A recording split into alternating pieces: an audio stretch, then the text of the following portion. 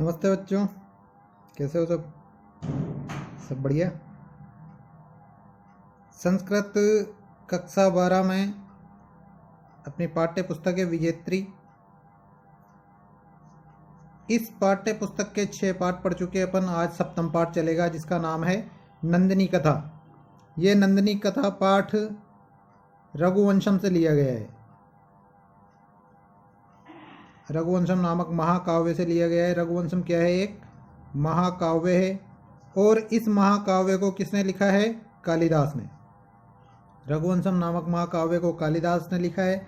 इसमें कुल मिलाकर 19 सर्ग है, जिनमें 29 राजाओं का वर्णन है। रघुवंश के 29 राजाओं का वर्णन है 19 सर्गों में। किसमें? रघुवंशम में। किसने लिखा है? कालिदास ने। इसमें सबसे पहला राजा अज था। पहला राजा अज और अंतिम राजा था अग्निवर्ण। रघुवंशम में पहला राजा अज और अंतिम राजा अग्निवर्ण। इसी रघुवंशम में अपने को दिलीप का, राम, दिलीप, इक्ष्वाकु, कुश,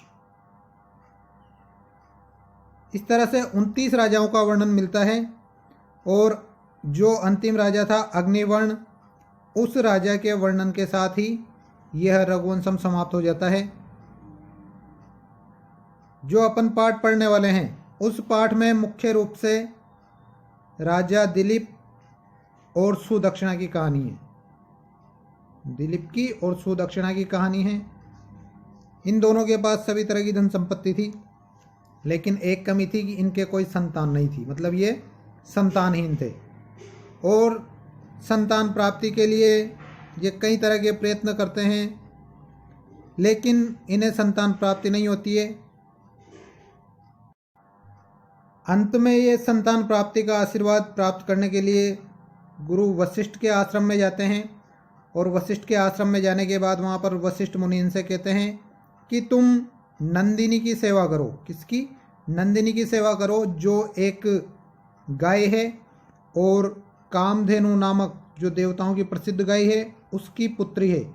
कामधेनु की पुत्री कौन है? नंदिनी। नंदिनी की सेवा करो और उसके फल से या उसकी कृपा से तुम्हें पुत्र प्राप्ति होगी। इस पाठ में अपने को यही चीज़ पढ़नी है कि राजा दिलीप और सुदक्षिणा किस तरह से नंदिनी की सेवा करते हैं और उन्हें नंदिनी से किस तरह से कृपा की प्राप्ति होती है। तो देखिए ये पाठ का नाम है नंदिनी कथा। रघुवंश महाकाव्यम द्वितीय सर्ग आधारित। और रघुवंश महाकाव्य के द्वितीय सर्ग पर आधारित है। देखो, रघुवंश महाकाव्य है, मतलब उसमें केवल पद्य ही पद्य हैं, छंद ही छंद है। लेकिन उन छंदों का गद्य में यह सामान्य पाठ में अनुवाद करके यहाँ पर बताया गया है, तो अपने को वो देखना है। महाकवि कालिदास संस्कृत साहित्य अप्रतिम कवि रूपेण आद्रियते। महाकवि कालिदास संस्कृत साहित्य में अद्वितीय कवि के रूप में सम्मानित हैं या आदर प्राप्त करते हैं। कवेह अस्य स्थिति काल। इस कवि का स्थिति काल ख्रिस्त पूर्व प्रथम शताब्दो स्वीक्रियते। ख्रिस्त पूर्व मतलब ईसा से पूर्व प्रथम शताब्दो स्वीक्रियते, प्रथम शताब्दी स्वीकार किया जाता है। कविर अस्य जन्म स्थान वंश जीवन विषय विद्वांस विवदमाना अपि। कविर अस्य इस कवि के जन्म स्थान, जन्म के स्थान, वंश, जीवन विषय और जीवन के विषय में, विद्वांस विद्वानों में, विवदमाना अपि विवाद होते हुए भी,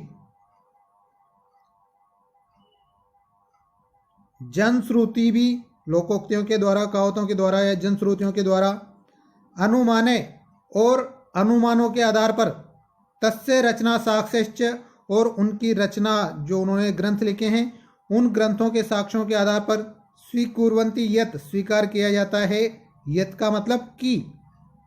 कवेर अस्य जन्मः इस कवि का जन्म ब्राह्मण वंश से अभवत, ब्राह्मण वंश में हुआ। उज्जैनी तस्य वास भूमि आसीत। और उज्जैनी तस्य यानी उसकी वास भूमि आसीत मतलब निवास भूमि थी। कहाँ पर रहते थे वो? उज्जैनी में। महाकविर अयम यह महाकवि भारतीय संस्कृति साहित्य जीवन दर्शनानां च प्रतिनिधि कवि रूपेण राजते। भारतीय संस्कृति साहित्य और जीवन दर्शनों के प्रतिनिधि कवि के रूप में राजते यानी विराजमान है। तो इसमें ऐसी कोई बात नहीं है जो बतानी पड़े, फिर भी देख लो। महाकवि कालिदास संस्कृत साहित्य या प्रति कवि रूपेण आद्रियते। महाकवि कालिदास संस्कृत साहित्य में अद्वितीय कवि के रूप में सम्मानित है। कवेर अस्य स्थिति काल ख्रिस्त पूर्व प्रथम शताब्दो स्वीक्रियते। इस कवि का स्थिति काल ईसा पूर्व प्रथम शताब्दी स्वीकार किया जाता है। कविर अस्य जन्म स्थान वंश जीवन विषय। इस कवि के जन्म स्थान वंश और जीवन के विषय में विद्वांस विवदमाना अपि, विद्वानों में विवाद होते हुए भी, जनश्रुति भी, जनश्रुतियों के द्वारा, अनुमाने अनुमानों के द्वारा, और तस्य रचना साक्ष्य और उनके रचना साक्ष्यों के द्वारा स्वीकुर्वन्ति यत् स्वीकार किया जाता है कि कवेर अस्य जन्म, इस कवि का जन्म ब्राह्मण वंश से अभवत, ब्राह्मण वंश में हुआ। उज्जैनी तस्य वास भूमिरासीत, और उज्जैनी उनकी निवास भूमि थी। महाकविर अयम, यह महाकवि भारतीय संस्कृति साहित्य जीवन दर्शनानां च, भारतीय संस्कृति साहित्य और जीवन दर्शनों के प्रतिनिधि कवि रूपेण राजते, प्रतिनिधि या मुख्य कवि के रूप में विराजमान है या सम्मानित है।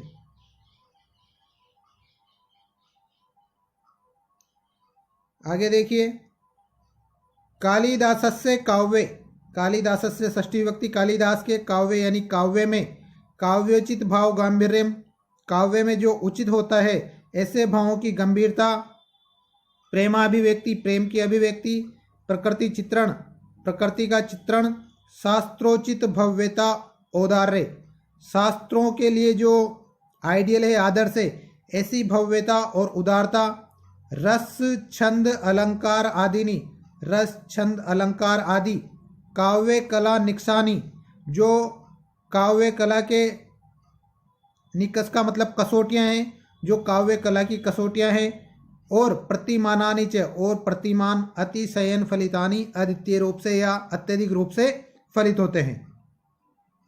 तो कालिदास के काव्य में काव्योचित भाव गांभीर्य, प्रेम की अभिव्यक्ति, प्रकृति का चित्रण, शास्त्रोचित भव्यता और औदार्य, रस छंद अलंकार आदि काव्य कला की कसौटियाँ और प्रतिमान अत्यधिक रूप से फलित होती है। कालिदासः, कालिदास वैदर्भी रीति प्रयोग्य अन्यतमा, वैदर्भी रीति प्रयोग्य, वैदर्भी रीति के प्रयोग में अन्यतमा अद्वितीय, मतलब वैदर्भी रीति का प्रयोग जैसा कालिदास करते हैं वैसा अन्य कवि नहीं कर सकते। उपमा अर्थांतरन्यास अलंकार प्रयोगे, उपमा और अर्थांतरन्यास अलंकार के प्रयोग में तस्य प्रतिभा विलक्षण्यम स्वीकुर्वद्भि, उनकी प्रतिभा की विलक्षणता स्वीकुर्वद्भि स्वीकार करते हुए, समीक्षकों के द्वारा, तस्य प्रशस्ति उनकी प्रशंसा, उपमा कालिदासस्य इत्या आभाणकेन स्वीकृता, इस आभाणक या इस कहावत से की गई है या स्वीकार की गई है। देखिए, उपमा के प्रयोग में कालिदास आदित्य थे, जैसी उपमाएं वे देते थे वैसी उपमाएं अन्य कवि नहीं दे सकते थे। तो कालिदास वैदर्भी रीति के प्रयोग में आदित्य थे और उपमा अर्थांतरन्यास के प्रयोग में उनकी प्रतिभा की विलक्षणता स्वीकार करते हुए समीक्षकों द्वारा उनकी प्रशंसा उपमा कालिदास से इस प्रकार की कहावत करके स्वीकार की जाती है। चार कवियों के बारे में एक श्लोक आता है, वो समझ लो। उसमें चार कवियों की प्रशंसा की गई है। उपमा कालिदासस्य, उपमा कालिदासस्य भारवेर्थ गौरवम,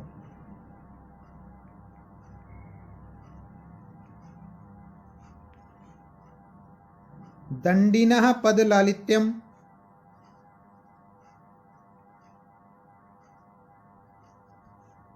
और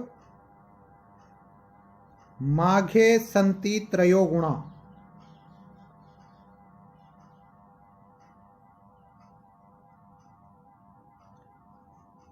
ये एक श्लोक है जिसमें चार कवियों की प्रशंसा की गई है। कि उपमा में तो कालिदास प्रसिद्ध है या उपमा में कालिदास विशेष है। भारवेर्थ गौरवम, अर्थ गौरव के लिए भारवी प्रसिद्ध है। अर्थ गौरव मतलब गागर में सागर भरना। दंडिनः पद लालित्यम, और सुंदर पदों के प्रयोग में दंडी प्रसिद्ध हैं। जबकि मागे संति त्रयोगुणा, जबकि माघ में ये तीनों ही गुण है। माघ में ये तीनों ही गुण है। कौन कौन से? उपमा भी है उनके पास, अर्थ गौरव भी है और पद लालित्य भी है। तो उपमा के लिए विशेष रूप से कौन जाने जाते हैं? कालिदास।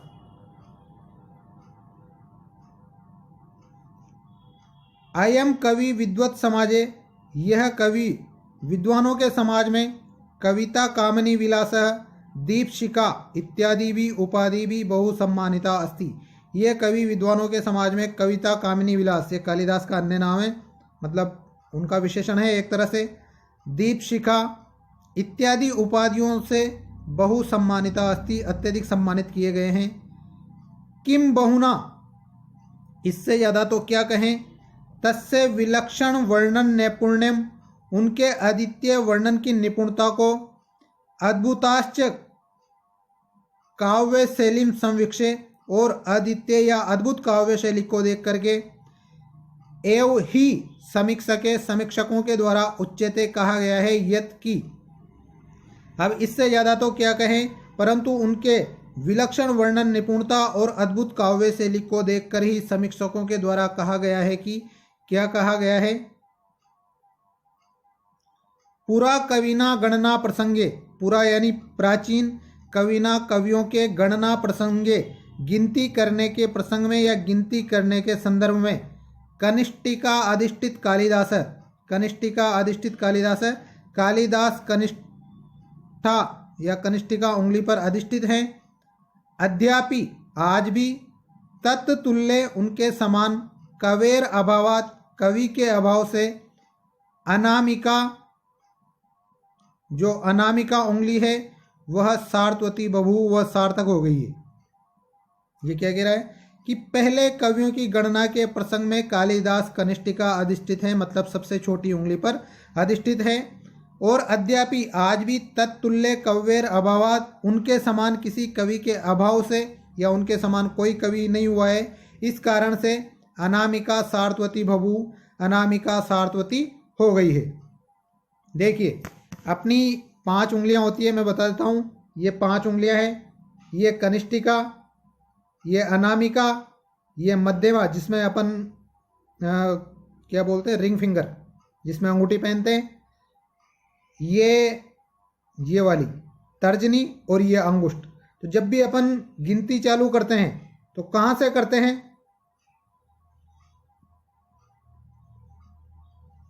इस उंगली से करते हैं, छोटी छोटी वाली से, इसको कनिष्ठिका कहते हैं। तो जब भी कालिदास की कवियों की गिनती करने लगे तो कि भाई बढ़िया बढ़िया कवियों को देखते हैं, तो एक ने बताया सबसे बढ़िया कवि कालिदास पहले नंबर पे, तो और दूसरा बढ़िया कवि बताओ, तो दूसरा बढ़िया कवि कोई नहीं आया। इस वजह से कहा गया है कि ये जो अनामिका है, ये छोटी उंगली के पास वाली उंगली, ये वाली, कि इस अनामिका का नाम सार्थक हो गया है, क्योंकि इसके नाम पर कोई मिला ही नहीं है, या इस उंगली पर कोई नाम नहीं मिला है। इस वजह से ये कनिष्ठिका पर तो कालिदास अधिष्ठित है और अनामिका पर कोई भी नहीं है। इस वजह से ये अनामिका यानी बिना नाम वाली उंगली रह गई है, सार्थक हो गई है।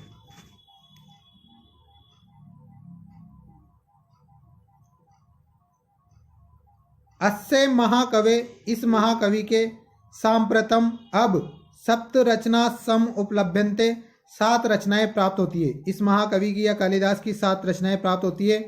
इम्पोर्टेंट है, याद कर लेना। और कितने महाकाव्य हैं, कितने नाट्य हैं, कितने गीति काव्य हैं, ये भी याद कर लेना।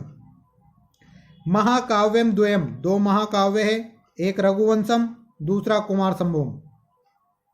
नाट्य ग्रंथा त्रय, 3 नाट्य ग्रंथ हैं। कौन कौन से? अभिज्ञान शाकुंतलम, विक्रमोर्वश्यम, मालविकाग्निमित्रम। गीति काव्य द्वयम, 2 गीति काव्य, गीति काव्य को खंड काव्य कहते हैं। तो 2 गीति काव्य हैं, कौन कौन से? मेघदूत और ऋतु संहार। कुल मिलाकर इनकी कितनी रचनाएं हैं? 7 रचनाएं हैं। महाकाव्य कितने हैं? महाकाव्य 2। नाटक कितने हैं? नाटक 3। और खंड काव्य या गीति काव्य कितने हैं? खंड काव्य 2। महाकाव्य कौन कौन से? रघुवंशम और कुमार संभवम। नाटक कौन कौन से हैं? अभिज्ञान, शाकुंतलम, विक्रम और वश्यम, मालविकाग्निमित्रम। खंड काव्य कौन कौन से हैं? मेघदूतम और ऋतुसंहारम। एकोनविंशति सर्गात्मकम रघुवंश महाकाव्यम कालिदासस्य महत्तमम महाकाव्यम। एकोनविंशति सर्गात्मकम 19 सर्गों वाले रघुवंश महाकाव्य कालिदासस्य कालिदास का महत्तमम सबसे बड़ा महाकाव्य 19 सर्गों वाला जो रघुवंश महाकाव्य है वह कालिदास का सबसे बड़ा महाकाव्य है। कालिदासस्य कवित्व प्रतिभा भारतीय संस्कृतेः अभिव्यक्तिश्च यादृशी रघुवंशे तादृशी अन्यत्र दुर्लभेव। कालिदास की कवित्व प्रतिभा, उनकी जो कवित्व प्रतिभा है भारतीय संस्कृतेः अभिव्यक्ति, और भारतीय संस्कृति की अभिव्यक्ति है। यादृशी रघुवंशे, जिस प्रकार की रघुवंश में प्राप्त होती है, तादृशी अन्यत्र दुर्लभ एव, वैसी अन्य किसी भी ग्रंथ में दुर्लभ ही है। तो कालिदास का सबसे ज्यादा कवित्व किसमें प्रदर्शित हुआ है? रघुवंश में। भारतीय संस्कृति के बारे में सबसे ज्यादा बातें किसमें की गई है? रघुवंश में। जैसा वर्णन रघुवंश में है वैसा वर्णन अन्यत्र दुर्लभ है।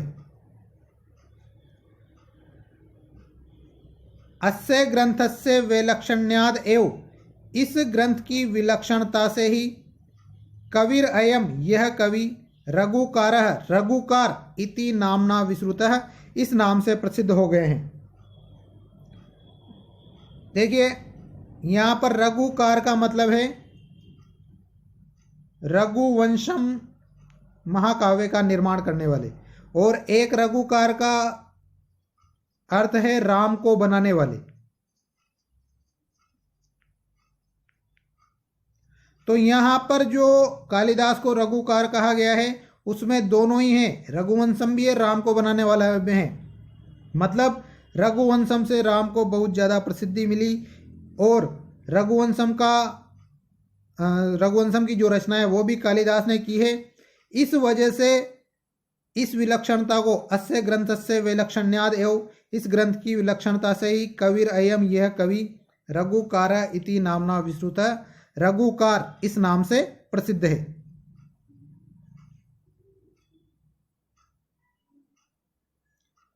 अस्य पाठस्य मूल स्रोतः, इस पाठ का मुख्य स्रोत जहां से ये लिया गया है, जो अपना पाठ है, इस पाठ का मूल स्रोत रघुवंश महाकाव्य से द्वितीय सर्गे, रघुवंश महाकाव्य के दूसरे सर्ग में वर्णित रघुवंश प्रदीपक से, रघुवंश के दीपक, श्री राम का जो वंश है, राम के जो रघु उत्पन्न हो गया उसके बाद इसको रघुवंश कहा जाने लगा। रघुवंश से पहले इसको क्या कहा जाता था? इक्ष्वाकु वंश। पहले इक्ष्वाकु वंश कहा जाता था, रघु के जन्म के बाद रघुवंश कहा जाने लगा। तो द्वितीय सर्गे वर्णिता, दूसरे सर्ग में वर्णित रघुवंश प्रदीपक से, रघुवंश के प्रदीप या रघुवंश के दीपक दिलीपस से, दिलीप की गो सेवा व्रत से, गो सेवा व्रत का कथानकम अस्ति, कथानक है। ये पाठ मूल रूप से कहाँ से लिया गया है? रघुवंश महाकाव्य के द्वितीय सर्ग से, जिसमें रघुवंश के कुल दीपक या रघुवंश के दीपक दिलीप की गो सेवा व्रत का कथानक है, जिसमें उन्होंने नंदिनी की सेवा की थी।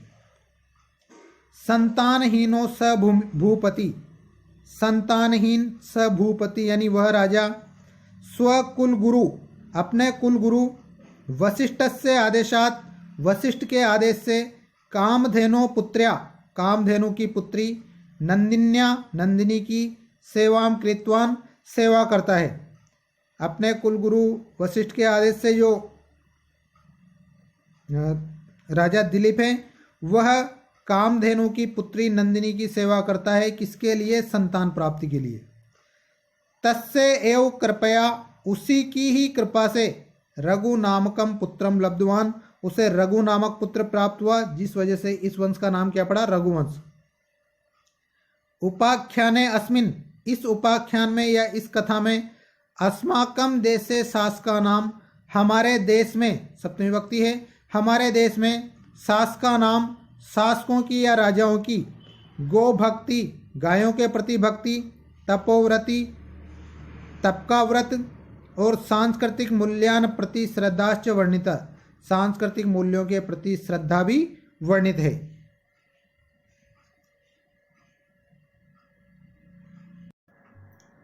ये इस प्रकार अपना पाठ परिचय कंप्लीट। कल से इस पाठ का हिंदी अनुवाद।